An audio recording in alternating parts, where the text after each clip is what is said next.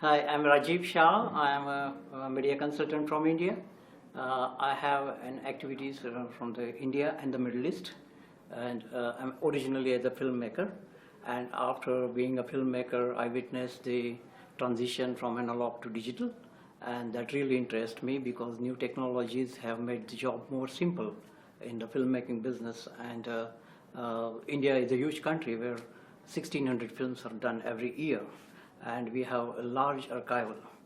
So that is how I got into FIAT, and about 4 years back I became a member of FIAT. I attended the Beijing conference and I was invited. In fact, I wanted FIAT World Congress to be in India someday. So coming back to this, as a filmmaker, I am still as a filmmaker, but when I witnessed the transition of the digital, analog to digital, and then into archival, I felt that yes, contemporarization plays a vital role all over the world because the world is so close to each other, and that is how having all contacts with the broadcasters in India and broadcasters in Middle East, which is very near to India, Memnon Archiving Services, which is one of the largest archiving company in the world. They thought that I have some strengths which I can help them to establish the market for them. So last 5 years I have developed the Memnon brand in Middle East, and I also been instrumental in giving them a sort of partnership or rather representation in respective countries, both the regions. That is one thing. Now, while doing this, restoration is a very important aspect of the archival, because if you have a footage, but if you cannot clean it, the footage doesn't have any value. And especially when the footage is invaluable, like it's very important footage, it needs to have a proper restoration workflow. It should have a proper restoration understanding what needs to be done, a skilled manpower. And I remember about 8 years back, India never had a restoration concept as such. So that restoration concept started working with one Hindi film, Mughal-e-Azam, where it was colorized, restored and colorized, and then people started understanding how restoration plays. I still remember the days when Cinesite London used to do the restoration. That was the only organization in this part of the world. So that is how I got attracted to auto restoration. I started learning more about restoration. Today I am representing MTI Hollywood. MTI is one of the pioneers in the software of the restoration. And I went to Hollywood, I learned different skills for correct restoration methodologies and new softwares which they are developing. And MTI is doing a lot of work with most of the Hollywood houses like Warner Brothers, Universal, and so many titles they have done which have won awards. And that is how I got more into the restoration. And when I used to work for the Memnon in Middle East and other clients here, I came to know that Middle East is a region still very, very primitive in terms of the storage, in terms of the carrier of the footage, and they really need to learn from that, and they still have a lot of footage which is very, very valuable, like royal family footage. And those films, like they shot it in 16 mm, then they transferred it to 2-inch, then 2-inch to 1-inch, and then finally to digibeta. So by the time it is transitionally getting transferred, the value of the footage is actually going down because generation loss is there. So what used to happen is when they realized that this footage is important, they identified the footage, but by the time they realized the films were not there, like 16 mm films were already damaged, so many cases. And then how to preserve that was very important question. And one of my friend, Hassan Gaul, he actually told me, Rajiv, you have the skills which in this region are very rare to identify the footage and give the solution to the clients. I used to advise a lot of clients here.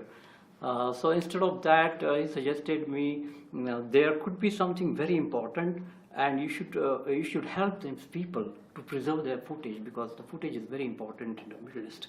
And after some time, I got an opportunity where in Abu Dhabi there was a organization who identified my strength, and they went almost all over to preserve the footage of the royal family.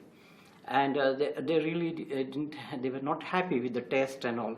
So somehow it came to me, and I was really excited about it because it is royal family footage. It is very important, and they wanted me to do it. So when I got the footage with me, I saw it, and I came to know that a lot of information is missing, and there are all sort of about there are 27 type of different features which needs to be addressed in the restoration, like scratches, vertical, noise, and besides that, so many other things. Like a lot of information was also missing from the footage because of the transition and the generation loss.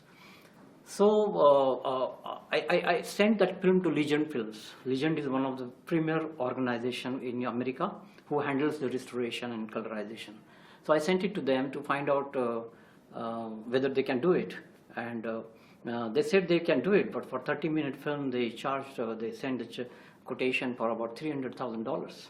So that was too high for my client because they said that it's trust or whatever, and we have a lot of films in our cupboard, we can't do at this cost of this thing. So they came back to me, Rajiv, can you find out a solution? And then some of our common friends, they suggested me that why don't you do it yourself because you know everything.